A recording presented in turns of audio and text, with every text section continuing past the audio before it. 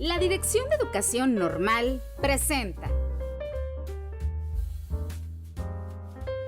EduCiencia Podcast. Hola, bienvenidas y bienvenidos a un episodio más de EduCiencia Podcast.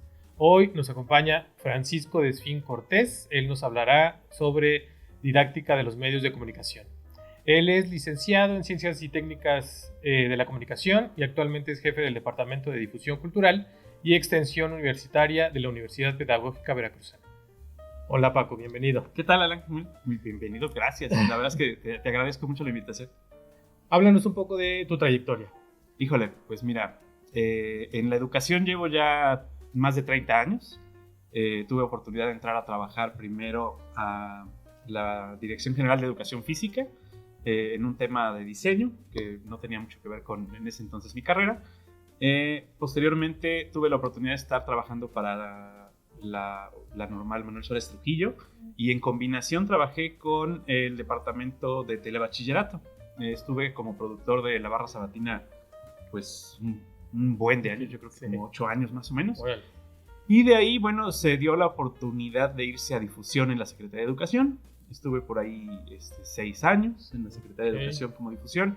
Después regresé a Teva como jefe de producción. Después di el brinco a irme a... Me invitaron a colaborar con la Universidad Pedagógica Veracruzana. Ya tengo por allá 6 años y soy el jefe de difusión de la Universidad Pedagógica Veracruzana. Y bueno, alternado a esto, tengo 30 años trabajando en la radio también, con programas de radio comerciales, programas de radio culturales y pues el podcast. Excelente. Pues sí, ya tienes bastante, tiempo considerado en la educación.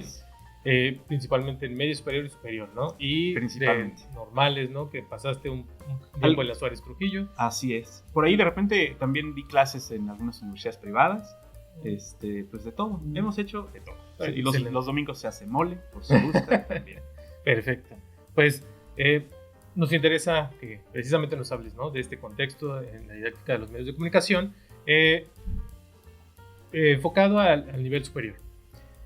Empezamos. ¿De qué manera los medios de comunicación pueden ser una herramienta en la práctica docente, fuera del salto obligado que generó la pandemia? Fíjate que más allá de los medios de comunicación, y yo siempre he sido un gran defensor de los medios de comunicación, digo principalmente porque soy comunicólogo, sí. Y siempre he defendido que los medios de comunicación como tal, esos son medios de comunicación y son herramientas para la educación. No son medios educativos que se utilicen para otra cosa, ¿no? Es al contrario, nosotros hemos logrado utilizarlos como herramientas e incluirlos en general, yo creo que como las TICs, ¿no? O sea, las tecnologías de información y comunicación, donde se incluyen los medios de comunicación.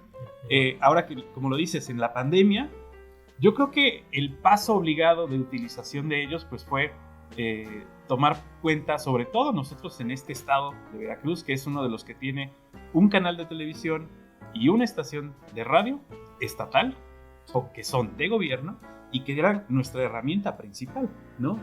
Había que tomar mano de ellos.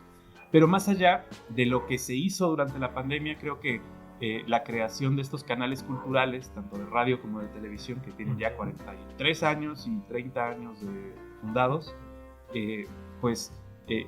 el utilizarlos para llevar la educación más allá de nuestras aulas, siempre ha sido un plus. No quiero decir que sea lo mejor. Yo defiendo los medios de comunicación, pero los medios de comunicación son principalmente un negocio. Sí. Principalmente, y el que tiene un medio de comunicación lo que quiere es mantener el medio de comunicación. La segunda es educar. Pero en nuestro caso, el estado de Veracruz, con Radio Televisión de Veracruz y Radio Más, pues tenemos esta gran ventaja de que lo principal es la cultura, lo principal es la educación.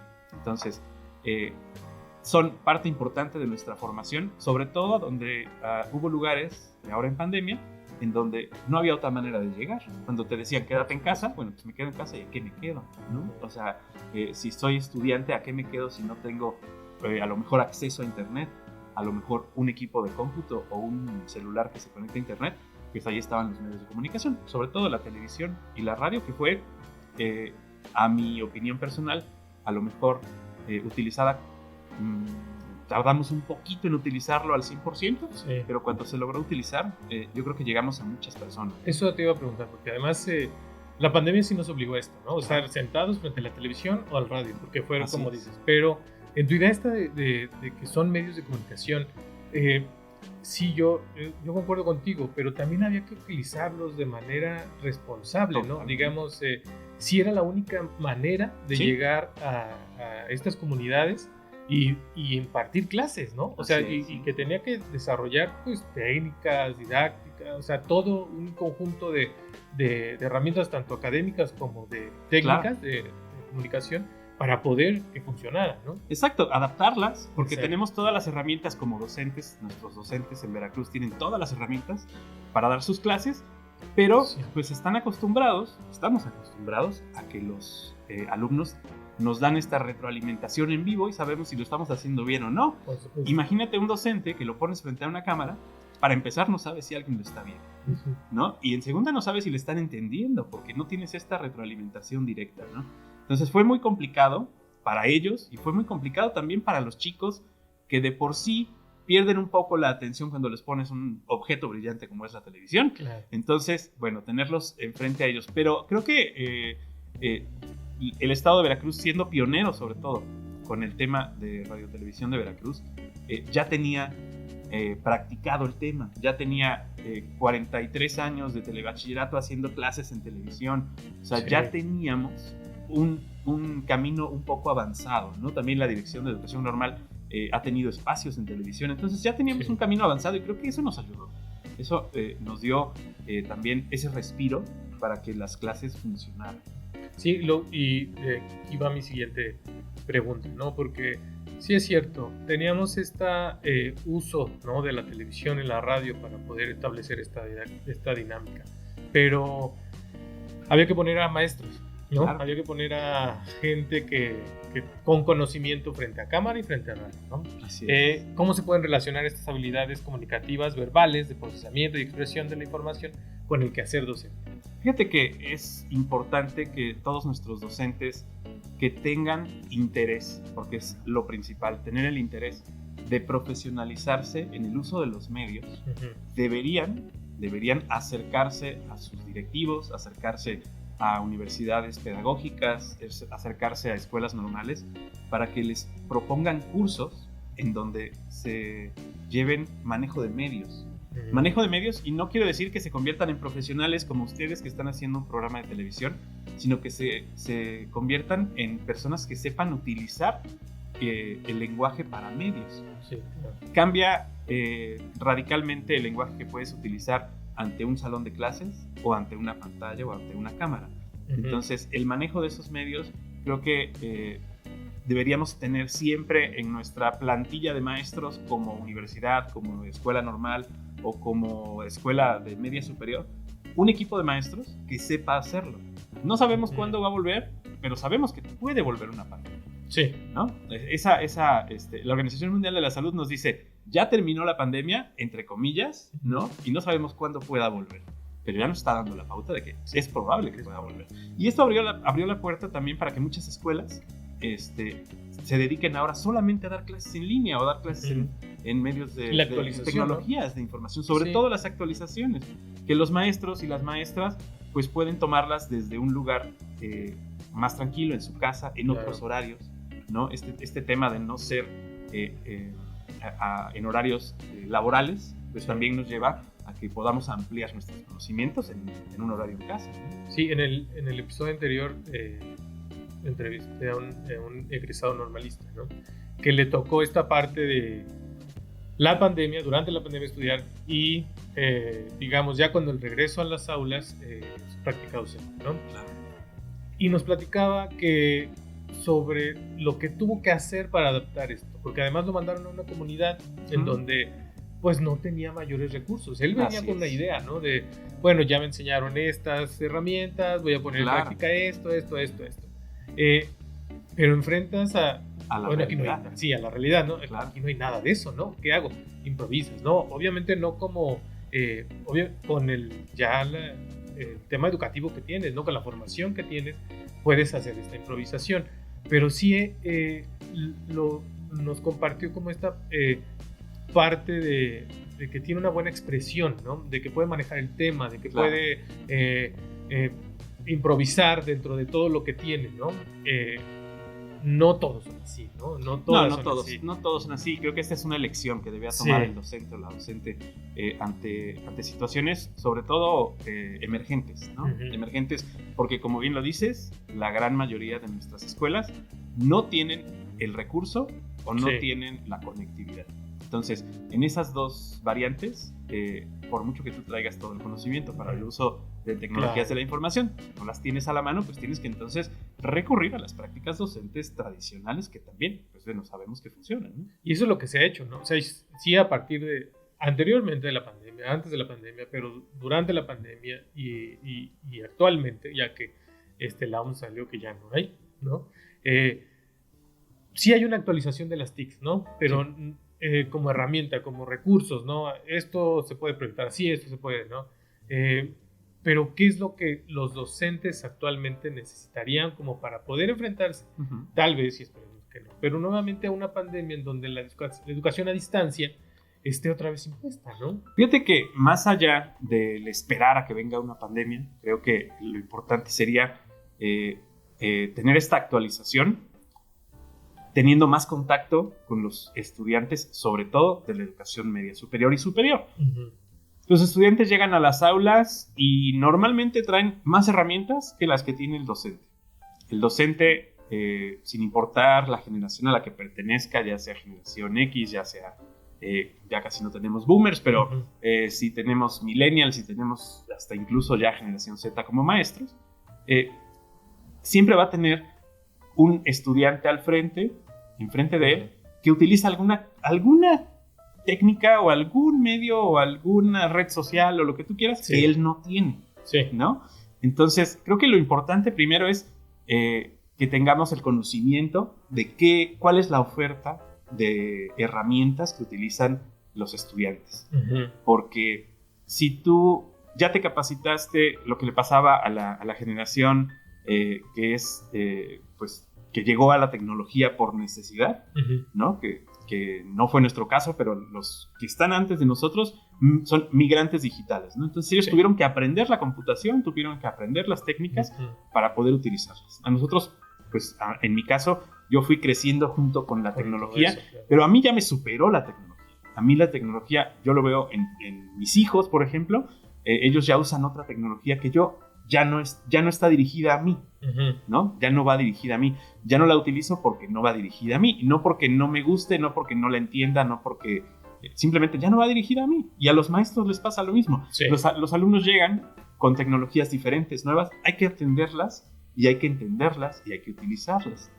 Nos llegó un caso, perdón que te interrumpa, pero un artículo en la revista sobre una investigación de utilizar podcast en nivel superior.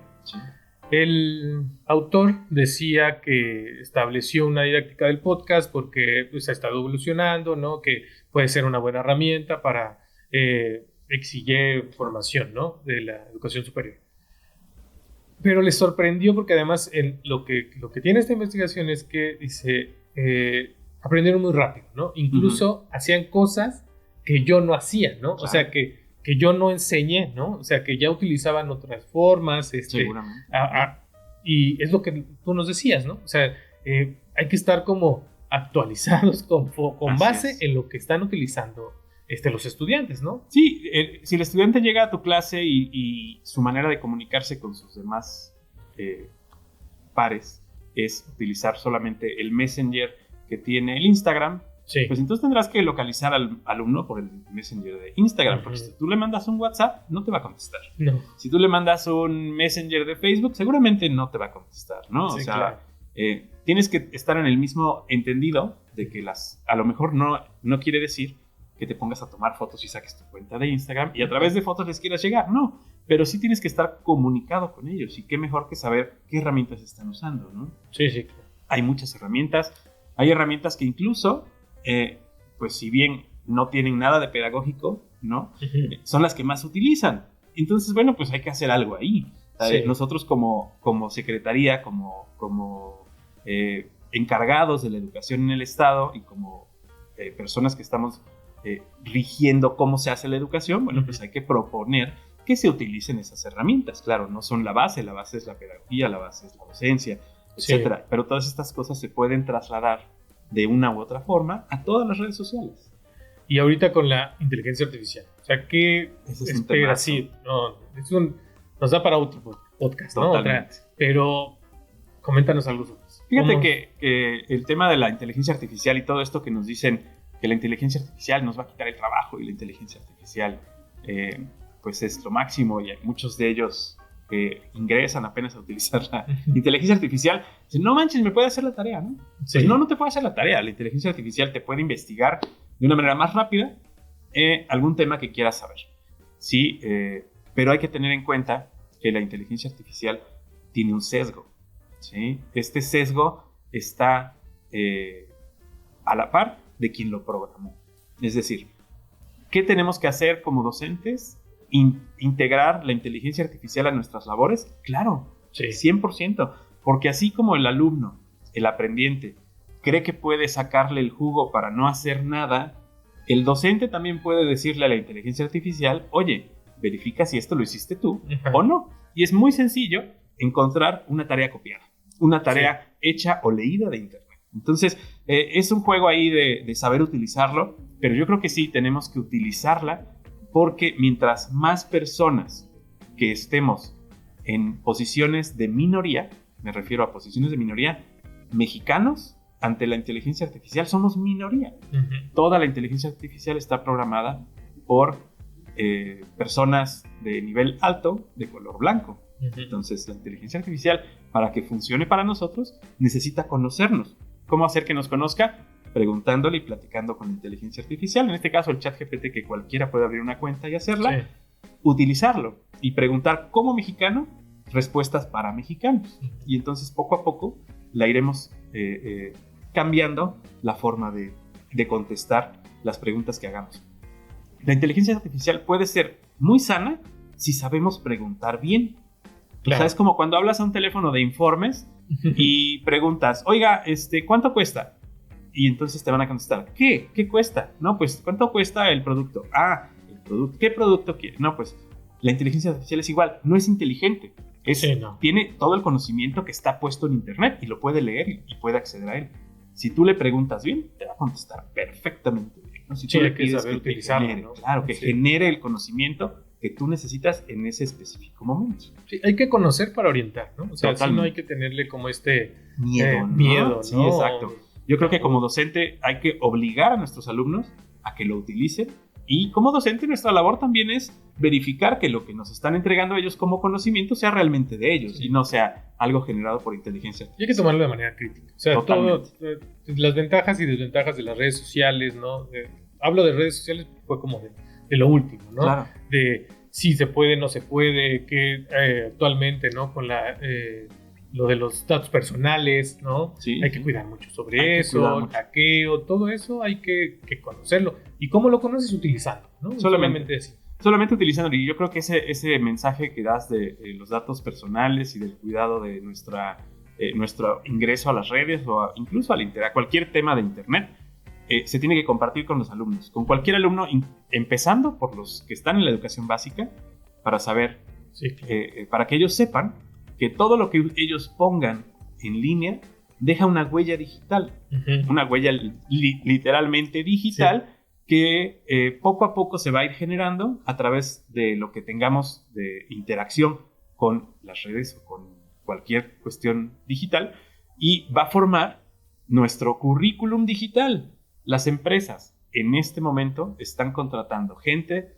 que revisan que su historial digital no tenga nada que tenga que ver con una contrariedad que ellos estén pues promocionando para su empresa, ¿no? O sea, si tú puedes tener el mejor currículum, pero si en tu Facebook pusiste fotos tomando cerveza, ahí no te van a contratar. Sí. Así de simple. O sea, las empresas no solo revisan tu LinkedIn, revisan tu Facebook, revisan tu Instagram, revisan todo. Y esto de que lo que no es, si no hay foto no pasó, pues mejor así háganlo, ¿no? Entonces, es mejor. Claro. ¿No? Bueno, Paco, pues muchas gracias. ¿Algo que quieras agregar ya para no, pues terminar? Yo agradecerles muchísimo la invitación, y bueno, pues que se cuiden y que tengan el uso de las tecnologías de la información siempre presente, porque los puede ayudar para muchas cosas. Les agradezco que se hayan sintonizado y visto este podcast, este episodio del podcast Educiencia. Nos vemos hasta la próxima.